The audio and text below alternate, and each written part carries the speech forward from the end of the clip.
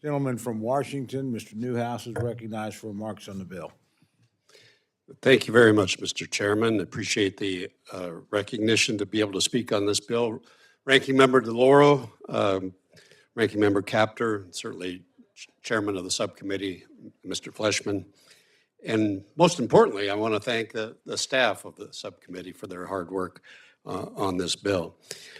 You know, from investments in hydropower and nuclear power generation to funding our national grid security, this bill truly does provide essential resources to communities across the country. In particular, I want to point out a couple of things that I'm pleased to see in this bill. The Bureau of Reclamation, which if you are in the West is a tremendously important agency. This bill increases funding for the Bureau by over $200 million. And when many of the Bureau's assets are now either nearing or are over a century old, this is very vital resource. It also provides, this bill also provides $3 million in community project funds for something that the Rosa Irrigation District in the Yakima River Basin is working on to enhance the water projects in our area. As we are in our 4th year in a row of drought, we must continue to address the need for increased water storage and face these water shortages as we do every year. This bill provides over $1.6 billion in additional funds for the National Nuclear Security Administration, which will enable meaningful deterrence against foreign adversaries such as Iran, Russia, and China. Includes a $1.8 billion for the nuclear energy program. These funds will accelerate advanced reactor and small modular reactor development, very important in my area, thank you, while increasing programs across the entire nuclear fuel cycle, including production of high-assay, low-enriched uranium. It increases funding for the Office of Science of $125 million. This funding will bolster our national labs, whose scientific and technical breakthroughs certainly underlie our country's energy resilience and national security. But let me talk a little bit about the Hanford site, which was brought up earlier. This is the largest environmental cleanup project on the planet. The federal government has remained committed to providing the resources necessary to continue this important work, but it's not been without a lot of effort. Over the past 12 years, Hanford's budget has increased by 46%. I just want to take a second to thank this committee and Congress for their continued commitment to getting this work done. We all know that in order to get our fiscal house in order, difficult decisions have to be made. Cutting spending is not an easy thing, which is why we find ourselves with more than $36 trillion in debt. This bill returns Hanford funding to just below fiscal year 23 levels, which at the time was a record investment in cleanup.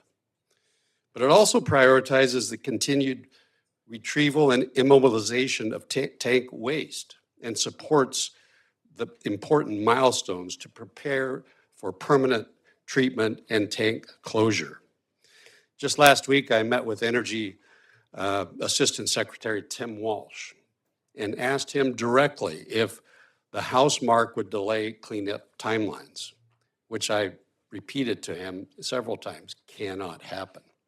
And he assured me DOE is committed to meeting all timelines outlined in the tri-party agreement and that this bill would not result in missed timelines. The goal for Hanford should be to clean up as quickly as possible in order to convert the land to productive means for the Tri-Cities and the entire region as a whole. That requires dual capability approach of primary vitrification, turning waste into glass, as well as supplemental grouting, immobilizing waste in concrete. Unfortunately, the State Department of Ecology does not want to grant a permit to DOE for additional supplemental grout treatment to work in tandem with vitrification, which would expedite the cleanup process. Their opposition actually to this bill of lack of funding is ironic, given their disinterest in approving additional permits. The fact remains that this bill spends taxpayer dollars in an efficient manner on immediate cleanup activities to continue the momentum of the VIT plant, which, by the way, just hit a very important milestone of 100,000 gallons of waste being solidified into glass. Let me talk a little bit about the national laboratory that we have called the Pacific Northwest National Lab. It is advancing innovative technologies, dealing with grid security, the nuclear fuel life cycle, and artificial intelligence. This bill fully funds the Atmospheric Radiation Measurement User Facility, the Environmental Molecular Science Lab, and the Microbial Molecular Phenotyping Capability programs, which the lab utilizes. Our mark also slightly reduces funding for PNNL's critical work within defense nuclear nonproliferation, which has been mentioned already today. To this point, I'd like to note that it is imperative for funding to continue for DNN to stop